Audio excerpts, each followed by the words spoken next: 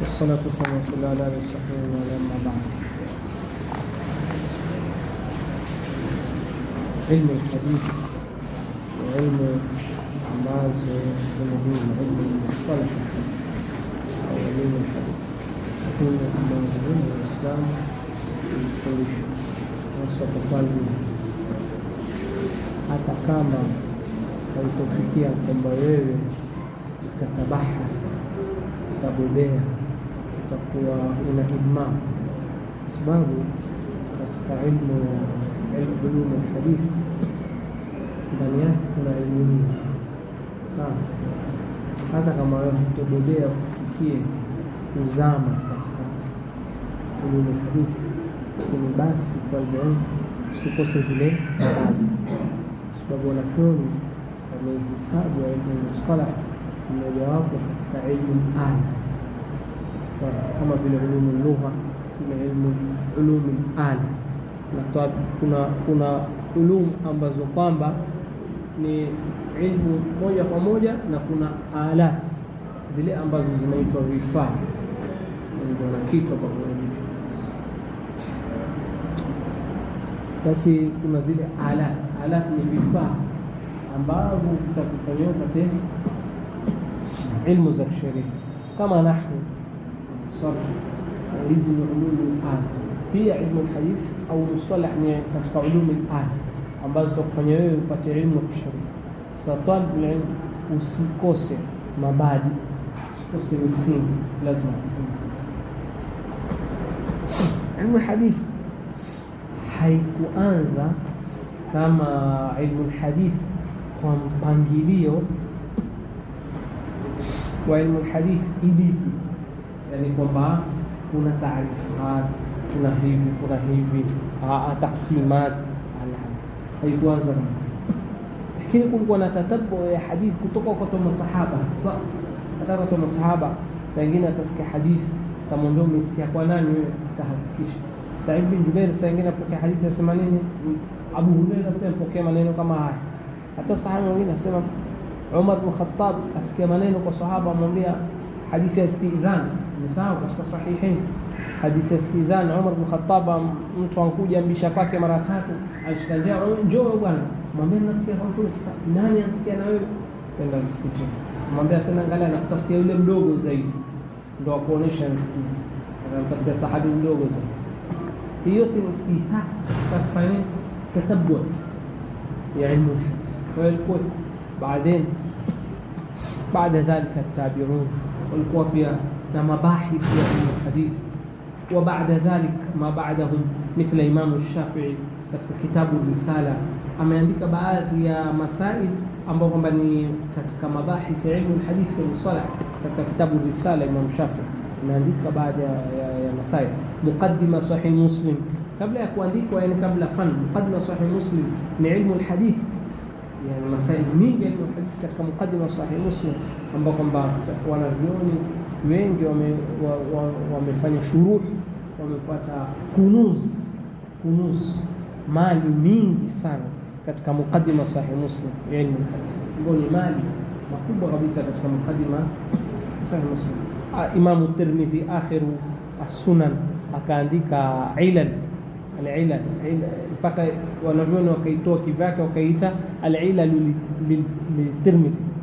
Hakuiandika kama ilikuwa ni ilmu hadithi kivyake, lakini ilikuwa ni mabahith ya ilmu hadithi. Lakini baada dhalika alafa awwal lakum jamaa al-hadith wa alafahu Abu Muhammad Ar-Rama Al-Hurmuzi, Abu Muhammad Ar-Rama Hurmuzi, awwal man alafa ilmu al-hadith. Ndio aliandika huyu bwana Ar-Rama Hurmuzi, aliandika kitabu katika masail ya Ar-Rama Hurmuzi, Abu Muhammad Ar-Rama Hurmuzi, awwal man alafa fi ilmu al-hadith. Baada dhalika tatabba, kaja wengine wakaja mpaka wakafika kina Ibn Salah, wakaandika na wengine wakaandika. Alhamdulillah, Mwenyezi Mungu akaipanua na habari ilmu kama na ilmu mustalah muhimu, kwa sababu Na muallif tafika inshallah.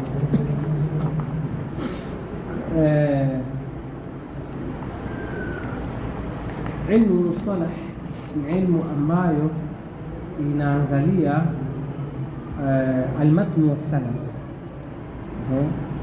inaangalia matn na sanad. Hiyo ndio ilmu mustalah, ilmu yu'rafu bihi ahwal as-sanad wal matn. Ilmu yu'rafu bihi ahwal as-sanad wal matn, ndio ilmu ambao inajulikana hali ya sanad. Ile sanadi nani ni wale wapokezi. Sahabi alisikia kwa nani? Nani alisikia kwa nani? Imam Malik mathalan ampokea kwa Zuhri mathalan kwa nani? Na hiyo Shafi alisikia kwa Malik.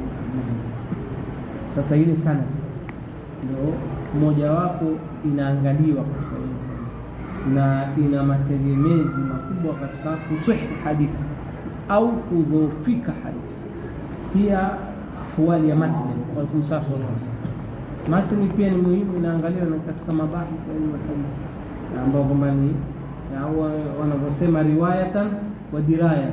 Dirayatan ni upande wa matni, kuiangalia je matni ina sahih, sababu mara mtu aleta matni hataka kupangia sanad ambao kwamba ni yani silsila dhahabia, lakini matni ukiangalia hii haiwezekani kabisa. Utajua wazi hadithi kama udhurikana. Mfano mtu akwambia lau anfaqa dirhaman fi maulidi kama anfaqa sijui mithla jabal Uhud, utajua hii mada kabisa.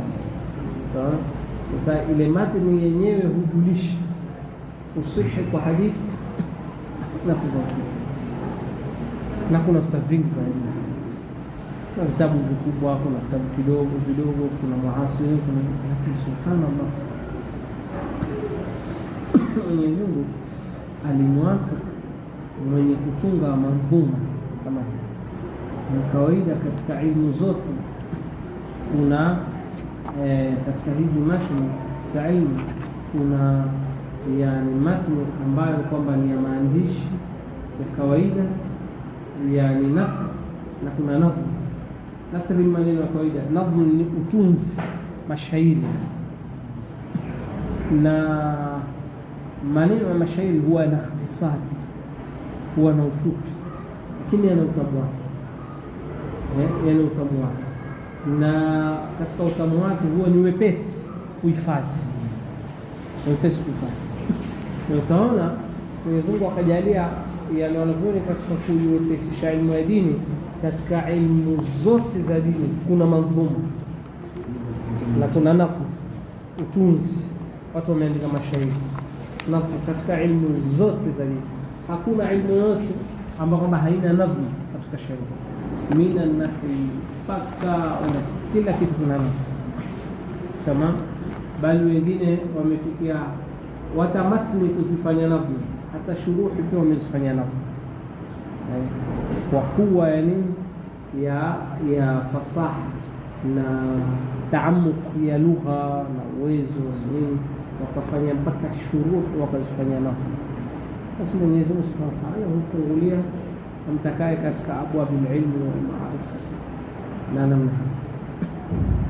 Na Sheikh rahimahullah ta'ala ameandika nadhmu hii kwa ikhtisar, ameandika zaidi ya aqsam kama 30 za ilmu ambao utaona Ibn Salah katika Mukhtasar Ibn Salah ameandika zaidi ya aqsam 70 ya ilmu hadith. Hii Sheikh kusema ikhtisar, na mtunzi maarufu ni Al-Baiquni. Wengine wakafanya utafiti, ikasemekana aitwa Taha ibn Muhammad ibn Futuh Al-Baiquni. Wengine wasema nini, la ni Umar. Ndio utaona katika hii nuskha amesema Taha kisha baraka itakayoita Umar, lakini ala kulli zote kauli mbili kwamba huyu muallif aitwa Taha ama aitwa Umar si kauli ambazo zimesihi. Sababu ajabu, kwanza hapa pana mambo mengi. Hii nadhmu maa jahalatul muallif, pamoja na kutojulikana huyu mtunzi wa hichi kitabu ni nani. alizaliwa lini, alikuwa wapi, nukta ya tarehe yake na sura majhul, hayule. Pamoja na hivyo Mwenyezi Mungu ya baraka kikaenea katika tofauti kikajaa, kikawa chona kila talib ilmu anafanya bidii kukihifadhi, kimehifadhiwa, kina shuruh zaidi. Sijui kuambia sharhi hanga, kwa sababu lau kama mtu atakwambia idadi ya sharhi, sasa yuko na kuangalia kuna alim mwingine katika ulama al-asr ya sasa ashaandika sharhi yake, sababu kila mmoja Mwenyezi Mungu kama yuwa mtuma, kitumikie hichi kitabu, kitumikie hichi kitabu, fanya khidma hichi kitabu, sababu kila anayefanya sharhi yuwa kufanya khidma hichi kitabu. Sasa kitumikie, na hii yote ni kwamba walioandika katika mustalah wengi na katika kullu al-ulum, lakini Mwenyezi Mungu Subhanahu wa Ta'ala humtilia baraka amtakaye, na huenda Mwenyezi Mungu hujua ikhlas na kabuli kwa yule amtakaye, amjua mwenyewe. Lakini hapa pana uwezekano mmoja, uwezekano pia muallif ameficha mwenyewe asijulikane nani maksudi katika mubalagha ya ikhlas, na haya ni yapo. Wengine huwa hawajulikani, mbakivu wanjificha, wanjita kama Qahtani, Nuniyatul Qahtani maa shuyu'ihi maa intishari, hajulikani. Wajua Qahtani hajulikani nani, anzaliwa lini vizuri. Ibn al-Ajurrum, sahibu al-Ajurrumi, hajulikani. Juju utajua kana anzaliwa maghribi ile sijui kwa Muislamu, yani hajulikani vizuri sira yake, tarjama. Hao ndio maula maana sahibu al-Muallif al-Bayquni hakadha. بعضهم يخفون أنفسهم قصدا وبعضهم ممكن يعني اختفى ذكره هكذا. لكن كما في علماء ينزلوا البيكون حرص ya kwamba muhimu ni nini? Ni ilmu, si kwamba muhimu ni wao kujulikana.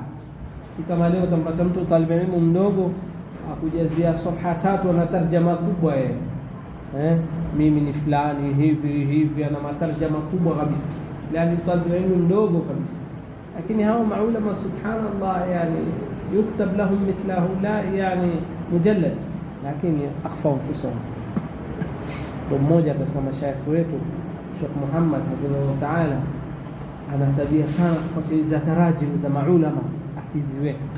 Alimfuata mmoja katika maulama yani Makkah, akamwambia Sheikh, akamraa amesoma kwake, akamwambia Sheikh, tumesoma kwako lakini Sheikh hatujaandika tarjama yako na sira na nini nataka tuandike, umeandika maulama wengine, naomba kwa sana niandike. Akamwambia uridu an akuna majhulan fil ardi ma'rufan fis sama. Akamwambia uridu an akuna majhulan fil ardi ma'rufan fis sama, katika ardhi ni watu ni sijulikani wa sana, lakini najulikana mbinguni. Hii jumla ndio ilitoka kwa kusema uridu an akuna majhulan fil ardi ma'rufan fis sama, yani Mwenyezi Mungu Subhanahu wa Ta'ala yajua juhudi zao na khairati zao na ilmu zao na barakati zao. وهكذا دأب مشايخنا ما كانوا يحبون كثيرا من الترجمة والمدح والثناء وهكذا. شيخ صادق حفظه الله تعالى، شيخ صادق عبد الله من مشايخنا الهاشمي، شيخ صادق عبد الله alikuwa hafanyi tarjama, ndugu yake mdogo wake alikuwa afanya tarjama. Yeye sasa anaeleza tu mimi nasoma mpaka kwa ndugu yangu. Sasa أذكر مجلسا وقت كاو الشيخ عمر عبد الله موجود، الشيخ صادق موجود. الشيخ عمر عبد الله akataja tarjama yake kidogo, akataka kutaka tarjama ya ndugu yake Sheikh Sadiq a'lamu minhu, akataka kutaja subhanallah ihtirami yani ya ndugu kwa ndugu na ni alim, akatawakaf akasema Sheikh isalu tarjamatahu binafsi. Sheikh Sadiq خرج من المجلس مع كثرة الطلاب وأخذوك أصلا بسم الله زمان تاك سمعنا وسمع كذا أخذوك. فهكذا دأب العلماء.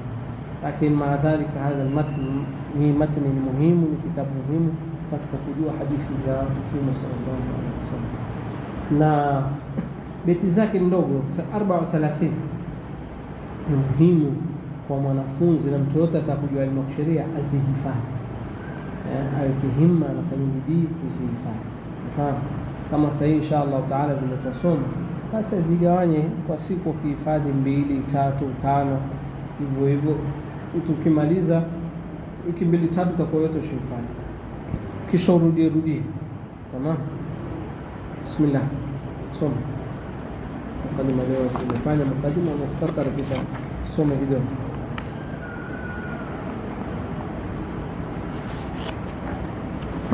Alhamdulillah, salatu wassalamu ala rasulillah wa ala alihi wa sahbihi ajma'in. Allahumma ighfir lana wa li walidina wa lil muslimin ajma'in. يقول المؤلف رحمه الله تعالى: بسم الله الرحمن الرحيم. أبدأ بالحمد مصليا على محمد خير نبي رسلا، وفيه أقسام الحديث عدة، وكل واحد أتى وحدا. نعم، بسم الله. شيخ ameanza himd kwa yani beti mbili moja kwa moja, kisha kaenda katika kitabu moja kwa moja bila ya mukaddima mrefu. Asema abda'u bilhamdi musalliyan ala, naanza bilhamdi. Hamd yani abda'u bilhamdi, hamdulillah, maanisha takbiri yake, yani naanza kwa kumsifu Allah subhanahu wa ta'ala, sababu yatakaniwa Muislamu jambo lako uanze na hamd. Na alhamdu ni kule kumshukuru Mwenyezi Mungu Subhanahu wa Ta'ala, na hamd taarifu yake athanau biljamili likhtiyari. Athanau biljamili likhtiyari ni kusifu kwa mambo mazuri ya khiari yako. Kuna tofauti ya madhi na hamdi. Ukisema madahtu zaidan likarami, madahtu zaidan lijamali, nimemsifu Zaid kwa uzuri wake, ni jambo kwamba hana ikhtiyari, ni maumbile yake. Lakini hamadtuhu likarami, nimemsifu kwa ukarimu. Alikuwa aweza kuwa karimu asiwe karimu. Sasa Mwenyezi Mungu Subhanahu wa Ta'ala atumhimidi kwa sababu gani? Mazuri aliyokuwa nayo amejichagulia mwenyewe Allah Subhanahu wa Ta'ala. Na kama tunavyojua arkanul hamdi, kuna hamidun, kuna mahmudun, kuna mahmudun bihi, kuna mahmudun fihi. Hamidun ni wewe unaisifu, mahmudun rukni ya pili ni Allah Subhanahu wa Ta'ala, mahmudun fihi ni sigha, nguzo ya tatu ya himd ni sigha. Sawa, yale maneno utakayochagua. Mahmudun bihi ni ile neema ambayo alhamdulillah alladhi bi ni'matihi tatimmu as-salihat, ni mahmudun bihi. Alhamdulillah unafanya abda'u bilhamdi bilikhtisar. Musalliyan ala, musalliyan ikiwa mimi ni mwenye kumsalia. Musalliyan hapo itakuwa nini? Katika nahwu musalliyan itakuwa nini? Hal. Hal yani wal halu ana usalli ala nabi sallallahu alaihi wasallam, ni hal. Musalliyan ala, mimi ndio namsalia Mtume sallallahu alaihi wasallam. Maana Mtume sallallahu alaihi wasallam himd, kisha ni kumsalia Mtume sallallahu alaihi wasallam. Lakini Allah subhanahu wa ta'ala sema inna Allaha wa malaikatahu yusalluna ala nabi wa yusallu alaihi wasallam taslima. Kumsalia Mtume sallallahu alaihi wasallam ni jambo zuri. Kumaliza himd umsalie Mtume sallallahu alaihi wasallam. Abda'u bilhamdi musalliyan ala, abda'u bilhamdi musalliyan ala khairi nabiyyin Muhammadin khairi nabiyyin ursila. Muhammad ndio msalia Mtume Muhammad khairi nabiyyin, mbora wa mitume, ursila alayhi. Mtume sallam ni khairul anbiya, na imekuja katika hadithi tofauti tofauti. Mtume sallallahu alaihi wasallam ana sayyidu waladi adam wala fakhr. Mtume sallallahu sema mimi ni bwana wa watoto wa wanadamu wote, ana sayyidu waladi adam wala fakhr. Kwa Mtume sallallahu ni bora, na yeye ni bora pia. Kwa hadithi iliyokuja katika Bukhari ya yeye kuwaswalisha mitume wengine wakati wa Mi'raj, akawatangulia mitume wote wakati wa Isra na Mi'raj, akawaswalisha Baitul Maqdis. Ile imama yake kuwaswalisha mtume mwingine ni kuonesha khairia, kwamba yeye ni bora kuliko wale mitume wengine wote. Kisha abda'u bilhamdi musallian ala Muhammadin khairin nabiyyin mursila wa dhi min aqsam alhadithi idda. Sasa hapa asema wa dhi min aqsam alhadithi, hivi ni vigawanyo vya hadithi, yani ataka kutaja vigawanyo vya hadithi, aqsamul ulum alhadithi, hivi vigawanyo vya ilmu alhadithi. Hadithi ziko sampuli ngapi? Wa dhi min aqsam alhadithi idda, idda ni sampuli kadhaa. Akasema wa kullun ata wa dhi min aqsam alhadithi idda wa kullu wahidin ata wa hadda, kila mmoja ameileta au haddahu. Haddahu ni taarifu, maana yake ni yani kila hadithi, kila kigawanyo katika vigawanyo vya ilmu hadithi aloleta amevileta na taarifu yake. Alhaddu, kwa nini tukasema taarifu? Sababu haddi ya kitu ni mpaka wake. Sasa taarifu lazima iwe nini? Jami' mani, na taarifu ndio yenye kuonesha haddi ya kitu, mpaka wake. Hichi kitu ni nini? Kuonesha hichi kitu kinakwenda hapa mpaka hapa. Sasa ndio kusema wahaddahu, na mpaka wake, yani taarifu. Wao wametaja aqsamul hadith, vigawanyo hadithi, wahaddahu na vigawanyo vya ilmu alhadith. Akitaja hadithi anaieleza, anaifafanua, na katika kule taarifu zingine zinakusanya nini? Maana taarifu masharti ya ile qismu ile hadithi. Kwa hivyo asema abda'u bilhamdi musallian ala Muhammadin khairin nabiyyin mursila wa dhi min aqsam alhadith idda. Kisha asema kullu wahidin ata wa hadda au soma أول الصحيح وهو ما اتصل إسناده ولم يشد أو يعن، فيه عدل ضابط عن مثله معتمد في ضبطه ونقله.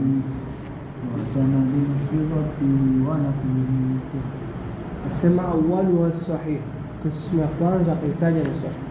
Kwa nini sasa kaanza qismu ya sahih? Sababu sahih ndio hadithi ambayo yuhtaju, ndio hadithi ambayo inatolewa hujja, hadithi ambayo inaitwa sahih ni hadithi ambayo inatolewa hujja na inakuwa hujja katika kila kitu. Tamam, maana hasan iko hujja na hadithi ndio namba ya mbele kabisa. Tamam, wal sahih wa huwa mattasal, akaanza kuieleza, na katika kueleza hadithi sahihi akatoa hii taarifu, yani imekusanya nini? Masharti, masharti kabisa, masharti yake hadithi kwa sahihi, ambayo ni masharti matano.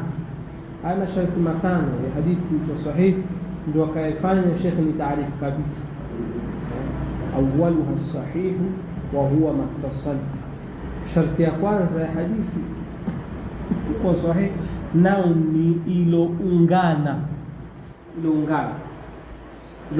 Kwa mfano mwingine mzuri,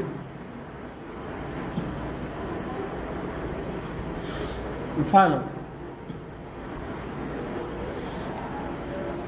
hapa kulikuwa na shekhi anaitwa Sheikh Abdullah Saleh Al-Farsi, si ndio? Wewe kumsikia. Sasa mimi nikwambie, amesema Sheikh Abdullah Saleh Al-Farsi bila ya kwamba sikutegemeza maneno haya kwenye kitabu wala sikutaja niliyoyasikia kutoka kwake yule mtu ambaye alimsikia yeye. Hapa lazima kufanya unuulize, sio uliyapata wapi? Umefahamu? Sasa kwa sababu nikwambia mimi nimemsikia, haiwezekani kwamba mimi nimemsikia, manake hata alipokufa mimi sikuwa na kwamba niko na fahamu zangu kwamba kuninio. Umefahamu? Kwa hiyo haiwezekani ukanasibisha, unaona, kwamba wewe umemsikia na wewe ulikuwa huko. Sasa hapo hakuna mashikano. Au mfano mwingine mzuri, mfano wa kuna mtu alikuweko, mfano tuseme mtume, hata tutoe mfano mtume sallallahu alaihi wasallam. Mtume sallallahu alaihi wasallam alisikia maneno kwake ni sahaba, ndio sahaba sio alikuwa, na baada ya sahaba ni nani? Tabi'in, ndio. Na baada ya tabi'in ni mtu alimuona sahaba, kuna mwingine naye alikuja baada ya tabi'in, ndio. Na namna hiyo mpaka kufika kwa wale wapokezi wa hadithi. Sasa mtu akisema ambaye alikuweko karne ya 4, tunaona Mtume sasa amesema ikiwa hakuna mashikano, utamwambia haya maneno yako hawezi kuwa na sahihi. Mtu aliyekuwa karne ya 4, sawa, kuna miaka 300 na yeye na Mtume amesema Mtume sasa, ikiwa hakutaja watu waliosikia kwake, tuambia maneno yako hatuwezi kuachukua, tuwezi kusema ati ni hadithi. Yeye aseme tu Mtume sasa anasema. Na ndio shekhe mmoja alimuuliza mmoja katika Wakristo, alipompatia Kristo alikosea, akaja akampatia shekhe kitabu chao, nenda bwana tusome. Sawa. Sasa akaja kumpatia shekhe kitabu, akamwambia hichi una hakika kwamba chatoka kwa Isa? Maana kumesema hicho chatoka kwa Mtume Isa, una hakika chatoka kwake? Una hakika? Na hakika kabisa. Amwambia hakika si. Ndio hakika si. Amwambia sasa sisi tukikupatia hizi hadithi za Mtume sallallahu alaihi wasallam tuna hakika za toka kwake, twazijua, twawajua waliopokea wote wale cheni, majina yao, historia zao, walipozaliwa, walipokufa, miaka yao, wale wapokezi wote twawajua, mpaka tukisema haya maneno yametoka Mtume sallallahu alaihi wasallam. Na ndio ilmu tafarrada bihi fi Islam, ni elimu iko pekee katika Uislamu, hakuna pale pengine. Ni elimu pekee ambayo katika Uislamu inakupatia kuhifadhi maneno ya Mtume sasa. Kwa hivyo hii ndio sharti ya kwanza muhimu, na nini? Al-ittisal, kuungana. Ittisalu sanad, kuungana sanad. Sanad ni wale silsilatu rijal, ni wale wapokezi walipokea hadithi, sahaba fulani fulani. Tayari pale kukiwa ile cheni imekatika, ushaona hakuna mtu mmoja, yani kuna mtu sahabi amesema amemwona Mtume sallallahu alaihi wasallam, mathalan mtu ambaye ni wa karne ya 4, unaona, au tuko mfano labda kama hapa sema huyu labda sahabi amesikia maneno, sawa, wewe ni tabii ukapokea kwake, huyu bwana ikaendelea mpaka kafika huyu bwana, huyu akayanukuu haya maneno aliyosikia.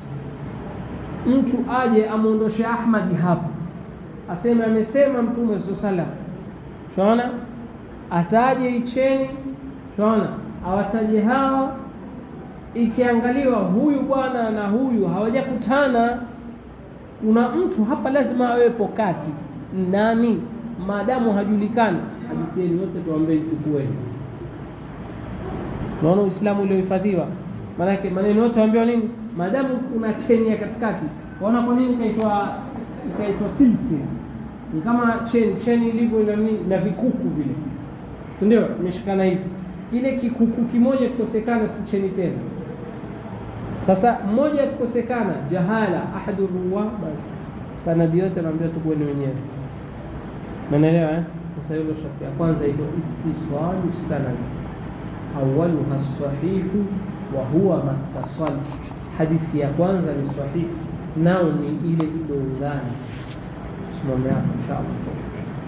Subhanallah.